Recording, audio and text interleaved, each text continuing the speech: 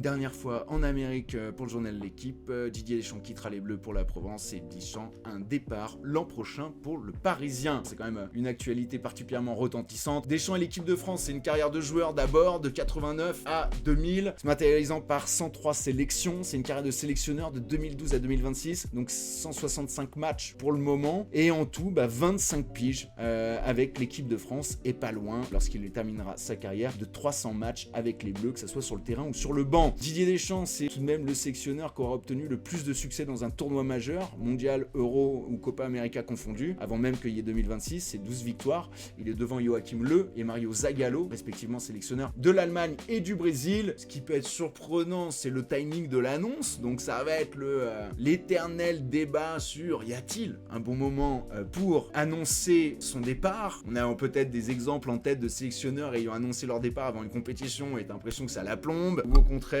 ça peut galvaniser ton équipe. On peut avoir des sélectionneurs qui annoncent leur départ juste après une compète et ça a pu surprendre. On a même eu récemment avec Jean-Louis Gasset lors de la dernière CAN, un sélectionneur qui est parti lors de la compète mais son équipe gagnait celle-ci finalement. Oui, y a-t-il un bon moment pour prolonger un sélectionneur ou dire qu'il arrête? Cette annonce contribuera-t-elle aussi à mettre les Bleus dans les meilleures conditions pour la compétition, ou au contraire, cette annonce cannibalisera-t-elle tout le reste? À ce moment-là, tu sais, elle prendra trop de place. Dans tel cas, on se dira que fallait pas le faire.